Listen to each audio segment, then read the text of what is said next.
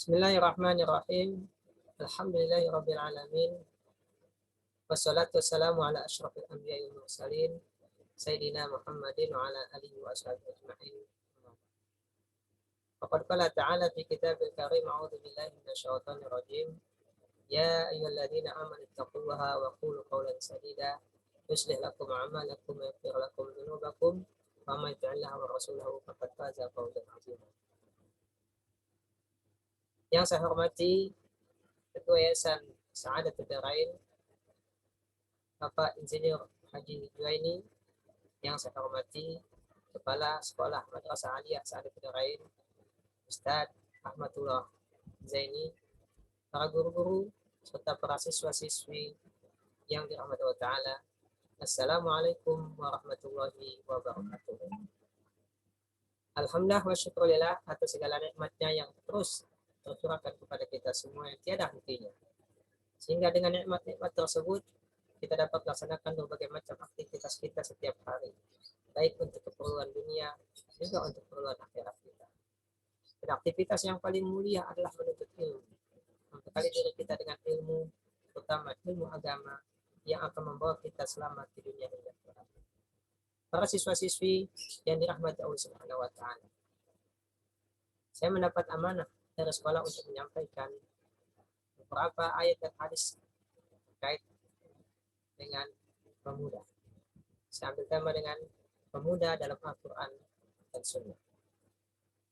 Pertama, kita tentu akan ingin memperjelas siapakah pemuda yang dimaksud. Dalam Undang-Undang Kepemudaan, Undang-Undang Republik Indonesia tentang Kepemudaan, bab 1, pasal 1, ayat 1, disebutkan pemuda adalah warga yang berusia 16 sampai dengan 30 tahun. Sementara Undang-Undang Malaysia menyebutkan pemuda adalah yang berusia 18 sampai dengan 40 tahun. Di Amerika, undang-undang yang menyebutkan pemuda adalah yang berusia 14 sampai dengan 25 tahun.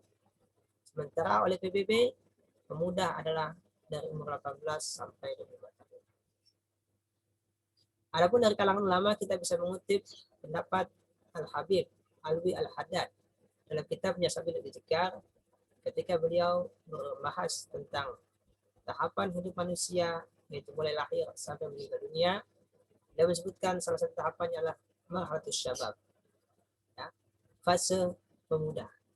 Beliau menyebutkan pemuda lah dari usia 15 sampai dengan 35 tahun. Dari beberapa pendapat ini kita bisa menarik kesimpulan apa yang menyebabkan berbeda pandangan. Ada yang mengatakan 14 seperti Undang-Undang Amerika, ada yang mengatakan 16 seperti Undang-Undang Indonesia, ada 18 ya, seperti Undang-Undang Malaysia. Tentu penyebabnya adalah alat ukur seorang dikatakan pemuda atau masih anak-anak atau usia puberitas. Karena sebelum pemuda berarti usia anak-anak atau puberitas. Mungkin penyebabnya adalah kematangan, baik kematangan fisik ataupun kematangan mental.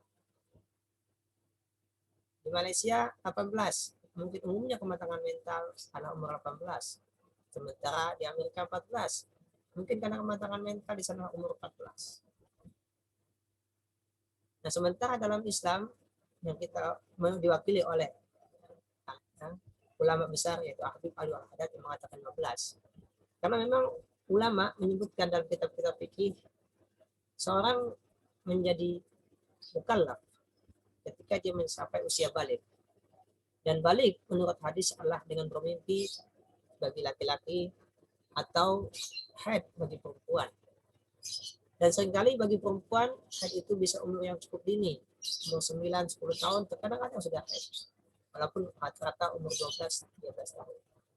Nah, dengan laki-laki mungkin agak lebih tua dibanding perempuan atau lebih lambat baliknya, mungkin umur 15 tahun, 14 tahun.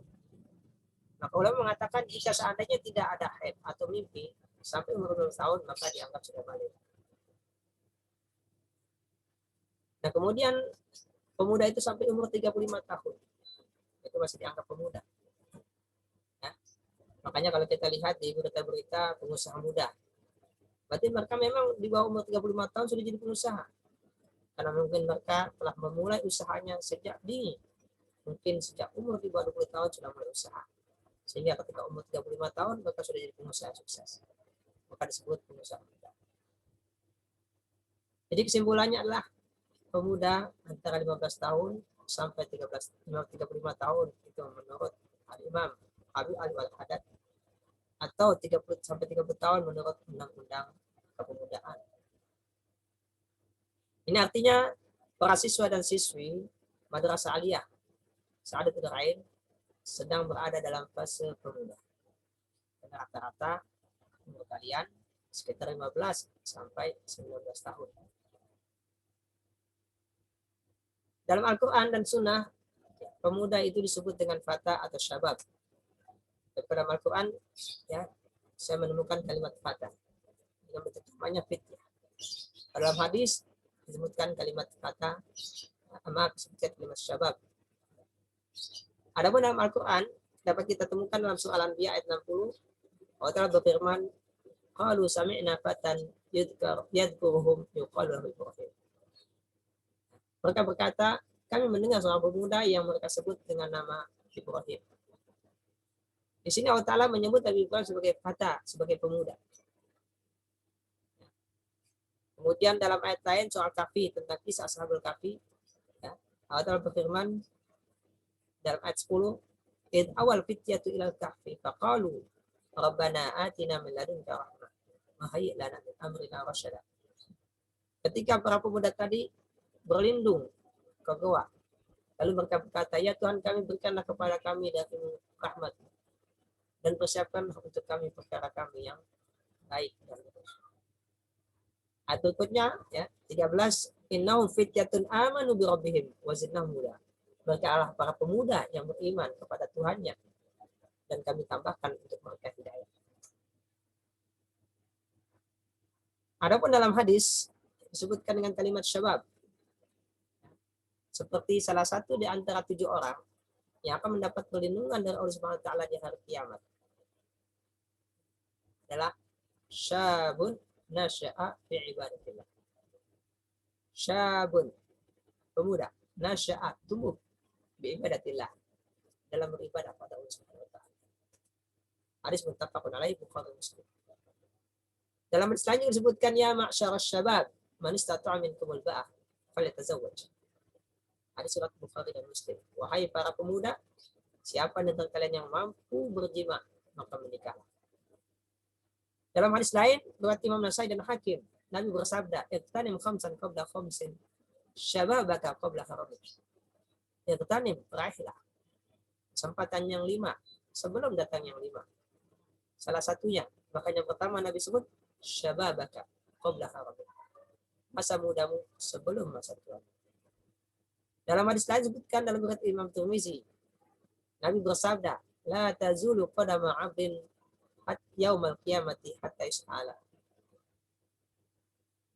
2 kaki manusia di hari kiamat nanti tidak akan beranjak dari tempat berdirinya di padang mahsyar sampai ditanya tentang beberapa perkara. Secara khusus disebutkan an syababihi bima, masa mudanya dihabiskan. Kemudian dalam hadis Tirmizi, Nabi menyebutkan Al-Hasan wal Husain sayyidu syabab. Hasan dan Husain adalah pemimpin para pemuda di akhir surga. Para siswa dan siswi yang dirahmati oleh Subhanahu wa taala.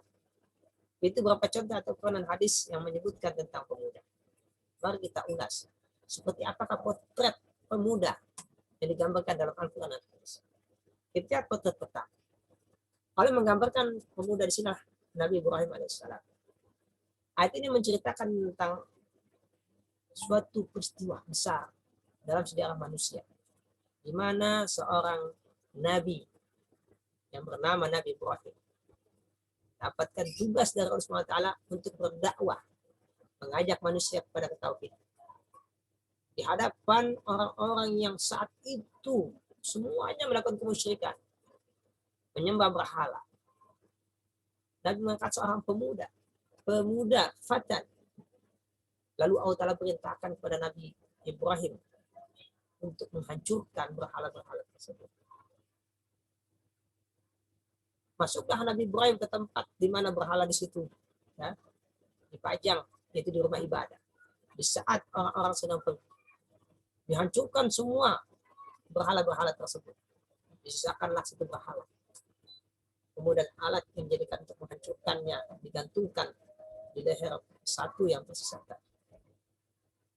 Ketika orang datang, mereka dapati berhalanya hancur. Tentu mereka marah. Mereka bertanya, siapa yang berani menghancurkan ini? Ada menjawab, kami dengar seorang pemuda yang bernama Ibrahim. Pemuda. Ya kan, di sini pemuda. Di seorang pemuda yang gagah berani melawan kemusyrikan seorang diri. Seorang diri. Berani untuk menghancurkan berhala. Ini gambaran pemuda digambarkan oleh Al-Quran. Dengan tokohnya itu Nabi Ibrahim alaihissalam. Bahkan tidak hanya berani, Nabi Ibrahim pun cerdas. Ketika dia diinterogasi, siapa yang menghancurkan berhala itu? Nabi mengatakan, tanya pada berhala yang ada, digantungkan alat tersebut. Tanya. Mengatakan, bagaimana kami bertanya kepada batu? Kalau kalian tahu itu hanya batu yang tidak bisa bicara, kalian jadikannya sebagai itu. Ini kecerdasan logika. Tentu kalimat ini mematikan mereka tidak lagi bisa menjawab. Jadi di sini ada dua sifat dalam diri Nabi Ibrahim. Pertama adalah keberanian. Yang kedua adalah kecerdasan. Keberanian dan kecerdasan. Bahkan Allah Ta'ala karuniai Nabi Ibrahim di usia senjanya juga seorang pemuda, yaitu Nabi Ismail alaihissalam. Dalam Al-Quran diceritakan falamma balagha ma'ahu sa'ya. Falamma balagha ma'ahu sa'ya. Qala ya bunayya inni ara fil manami anni ad'uk. Ketika Nabi Ismail alaihissalam sudah mencapai usia mampu membantu orang tuanya. Balagha ma'ahu sa'ya. Sa'yun artinya usaha. Jadi ketika Nabi Ismail sudah mencapai usia mampu membantu orang tuanya. Kira-kira usia berapa? Seorang anak kecil yang mampu. Sekitar 10 tahun atau belasan tahun. Kita lihat seperti apa aku menggambarkan Nabi Ismail di sini. Ketika ayahnya mengatakan, ya bunayya wahai putraku, sungguhnya aku melihat dalam mimpiku, aku diperintahkan untuk menyembelih. Apa yang dikatakan oleh Nabi Ismail alaihissalam? Ya abatik al-matukmar. Ya abatik al-matukmar. Wahai aku, lakukan apa yang diperintahkan kepadamu. Satajiduni insyaallah minas sabirin. Kamu akan mendapat aku insyaallah termasuk orang yang bersabar. Subhanallah. Seorang anak yang mungkin usianya baru 10 tahun atau belasan tahun, dengan jelas, tegas, berani mengatakan kepada wahai ayahku, lakukan apa yang diperintahkan. Dia tahu ayah diperintahkan untuk menyembelihnya. Tapi keberaniannya untuk menyampaikan pendapatnya kepada ayahnya, ini sesuatu hal yang patut kita contoh. Bukan hanya keberaniannya yang menjadikan dia istimewa, tapi keberanian itu dilandasi oleh iman. Ini yang paling penting. Karena keberanian saja terkadang mendatangkan keburukan. Tapi keberanian yang dilandasi oleh iman. Gimana kita tahu? Itu kalimatnya, satajiduni insyaallahu minas sabirin. Maka akan mendapat tipu insyaallah. Insyaallah. Termasuk orang yang sabar. Artinya ketika Nabi Ismail menyampaikan pendapatnya kepada ayahnya, silakan ayah, lakukan apa yang diperintahkan kepadamu. Silakan sembelih aku. Begitu mungkin kalimat sederhananya. Itu semua bukan keberanian sebegitu saja, enggak, tapi karena imannya kepada Allah Ta'ala, karena dia yakin ayahnya seorang nabi, dan itu pasti perintah Allah Ta'ala, silakan lakukan. Ini seorang pemuda yang berani mengorbankan nyawanya demi ketaatan kepada Allah Subhanahu wa Ta'ala. Itu potret pemuda yang digambarkan dalam Al-Quran. Potret yang kedua, yaitu para pemuda yang disebut dengan Ashabul Kahfi. Ini mereka disebut dengan Ashabul Kahfi. Memang Al-Quran disebutkan Ashabul Kahfi, ya, itu para penghuni gua. Di situ digambarkan dalam tafsir Ibnu Katsir, raja saat itu raja yang melakukan kemusyrikan, menyembah kepada selain Allah Subhanahu wa taala. Lalu satu orang pemuda maju menentang. Kemudian maju lagi satu orang lagi. Terus akhirnya ada beberapa punah yang dengan lantang menentang ajakan raja tersebut untuk menyembah selain kepada Allah Subhanahu wa taala. Dan dalam tafsir tersebut, mereka bukan rakyat biasa, mereka kalangan orang-orang besar. Artinya mereka bukan dari rakyat jelata yang ingin melawan rajanya, bukan. Tapi mereka hanya ingin mengatakan ini salah. Kita nggak boleh menyembah selain Allah Ta'ala. Rajanya ada raja yang tidak beriman. Sehingga ketika ada menentangnya, tentu itu dianggap pembangkangan, harus diperangus. Hanya para pemuda tadi demi menyelamatkan imannya, mereka kabur, menyelamatkan diri. Pergi jauh. Ya, sejauh mungkin. Sampai Allah Ta'ala menyelamatkan mereka dan mereka masuk ke dalam Quran. Jadi mereka berlari kabur dari lingkungan yang seperti itu. Tidak lain hanya ingin menyelamatkan imannya. Jadi kalau tadi potret pertama Nabi Ibrahim, seorang diri berani melawan. Karena memang Allah berikan kekuatan. Allah berikan kemampuan. Maka berani melawan. Bahkan ketika diancam ingin dibakar pun Nabi Ibrahim dengan tenang menghadapi. Tapi karena Allah Ta'ala memberikan kekuatan, memberikan perlindungan, Nabi Ibrahim berusaha. Nah sementara contoh yang kedua, contoh di mana orang-orang yang tidak mampu melawan kezaliman, tidak mampu melawan kemusyrikan, maka jalannya tidak lain adalah menyelamatkan diri, menyelamatkan iman. Karena kalau tetap berada di tengah-tengah kemaksiatan, mungkin akan terkena polusi kemusyrikan, terkontaminasi kemaksiatan. Maka lebih baik pergi menyelamatkan diri. Dan itu memang dibenarkan. Seperti halnya dicontohkan oleh Nabi kita Muhammad SAW.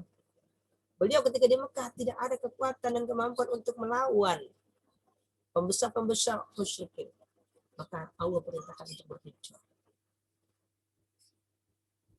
Nah begitulah.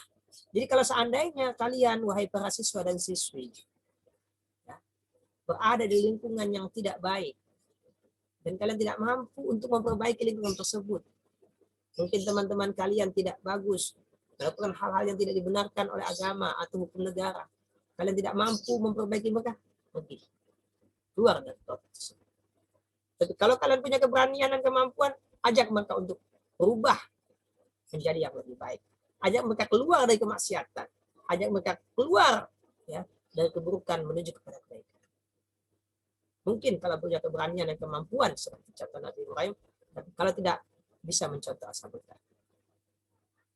Siswa dan siswi Madrasah Aliyah Sadat Al-Darqin yang dirahmati Allah Subhanahu wa taala. Masih banyak contohnya. Namun kita cukupkan karena terbatas waktu. Kita lanjut kepada yang hadis tadi. Kalau kita lihat dalam hadis di sini, yang saya kutip ya, tentu banyak hadis-hadis yang lain. Salah satu contoh yang sangat menarik adalah dalam hadis ini, hadis Sahih Bukhari dan Muslim.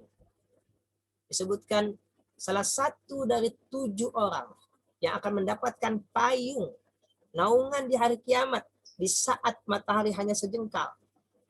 Tentu orang-orang semua pada kepanasan.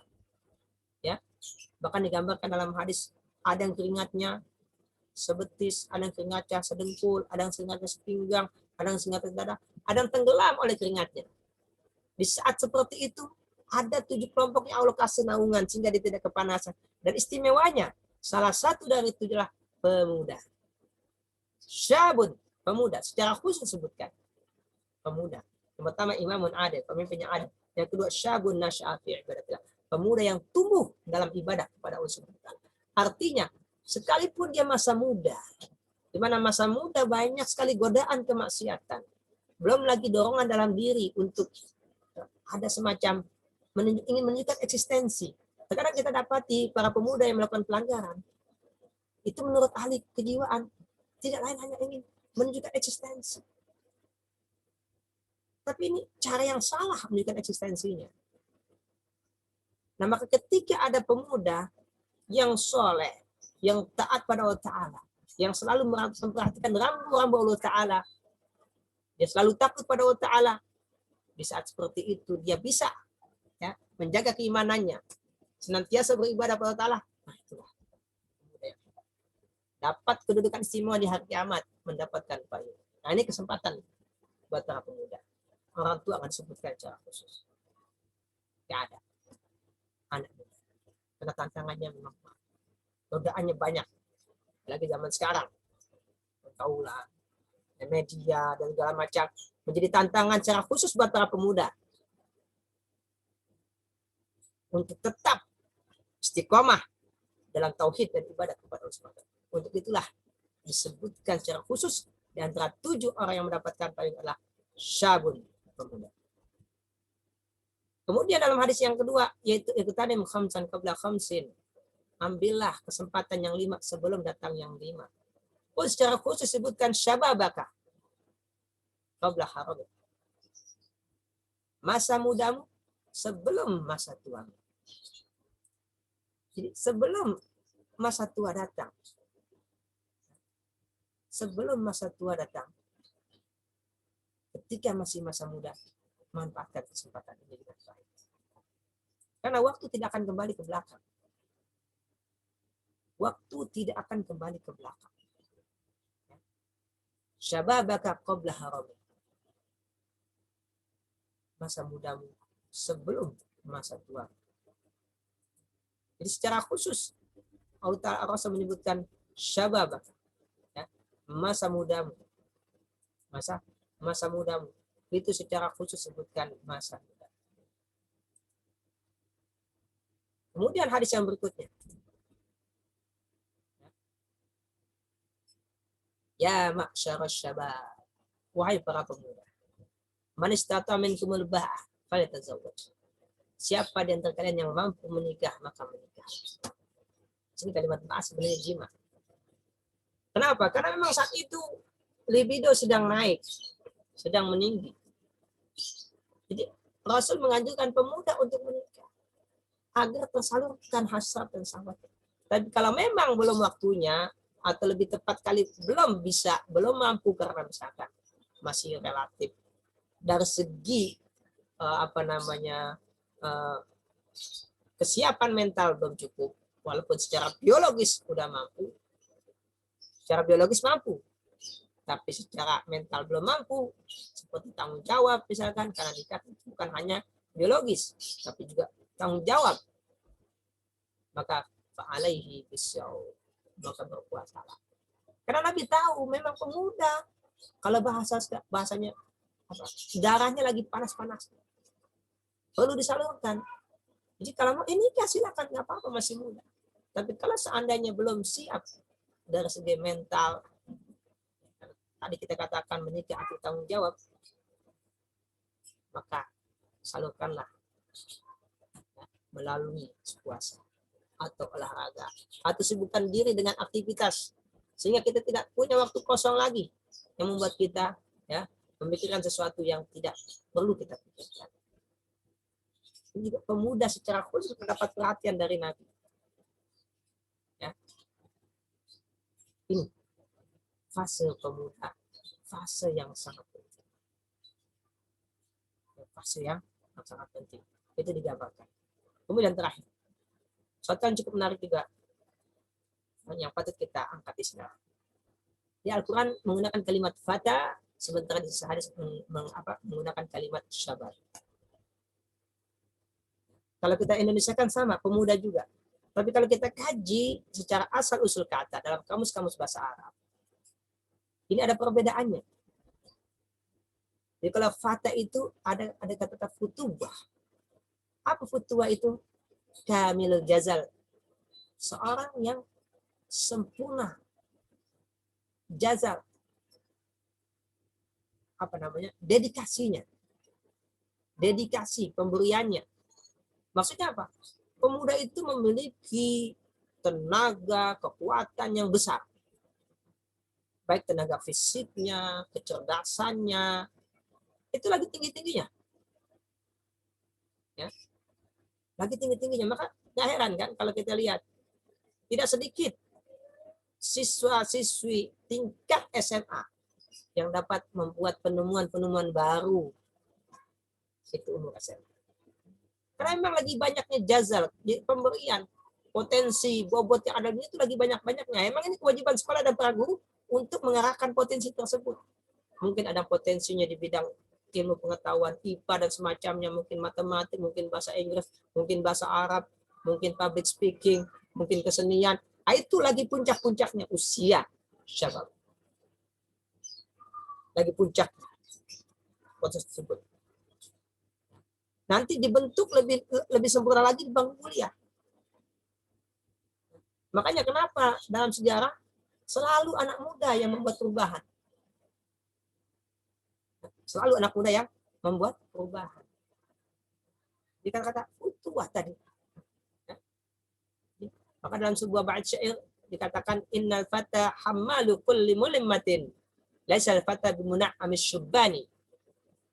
Sesungguhnya fata pemuda adalah hammalu kulli mulimmatin. Orang-orang yang mampu memikul setiap masalah besar. Laisal fata bimuna'amis syubbani. Bukan pemuda yang penuh dengan kenikmatan masa muda, bukan. Jadi kalau muda, mumpung masih muda, ayo kita foya-foya, ayo kita main-main, ayo kita pesta mumpung masih muda. Nanti kalau udah tua kita nggak mampu lagi. Salah, itu bukan pemuda namanya. Pemuda justru yang memikul beban umat, memikul beban negara, yang memikirkan negara itu pemuda. Usia tadi kita katakan dari 15 sampai 35 tahun, berarti dari usia SMA, usia S1, S2, S3, itulah masa yang mana Allah telah berikan kekuatan, kemampuan untuk memikul masalah besar bangsa dan umat. Jadi kalau kita lihat fata itu berarti dari segi hal yang sifatnya non fisik. Dia beda dengan syab. Ya. Syab di sini ada dalam kamus dikatakan nama syai' wa quwwatu fi haratin ta'tarihi. Di sesuatu dari masa pertumbuhan yang penuh dengan kekuatan yang panas. Jadi lebih kepada fisik. Ya. Makanya kenapa Nabi bicaranya tentang syabab? Karena beliau lagi bicara tentang fisiknya. Jadi usianya 15 tahun sampai 30 tahun itu masih syabab. Seperti perintah untuk menikah, ya, perintah untuk memanfaatkan masa, ya, masa usia 15 sampai 30 tahun itu. Nah, itulah gambaran tentang fata dan syabab baik dalam Al-Quran ataupun Sunnah. Jadi Islam sangat-sangat peduli dengan masa depan. Nanti kalau ada kesempatan kita akan lanjutkan dengan cerita dan contoh-contoh seperti apa potret para pemuda di zaman nanti. Ya, itu baru kita ambil potret pemuda dalam Al-Quran, potret pemuda dalam hadis, ya, disebutkan kalimat fata ataupun syabab. Demikian yang bisa saya sampaikan pada kesempatan kali ini. Semoga para siswa dan siswi bisa memahami dengan baik, bisa mengambil pelajaran, bisa benar-benar menjadi pemuda yang digambarkan dalam Al-Quran dan Sunnah, ya, sehingga di akhirat masuk salah satu dari 7 golongan yang mendapatkan naungan dari Allah Subhanahu wa taala saat yang lain tidak mendapatkan. Demikian, in uridu lil islah mastata'tu. Yang aku inginkan tidak lain hanyalah kebaikan semampuku, wa ma taufiqi illa billah. Taufik yang datang kepadaku tidak lain hanyalah datang dari Allah Subhanahu wa taala. Alaihi tawakkaltu, dan kepadanya aku tawakal, wa alaihi unib, dan kepadanya aku kembali. Hadana Allah ajmain. Semoga Allah Subhanahu wa taala memberikan hidayah kepada kita semua. Subhanakallah wa bihamdik, asyhadu an la ilaha illa anta astaghfiruka wa atubu ilaik. Assalamualaikum warahmatullahi wabarakatuh.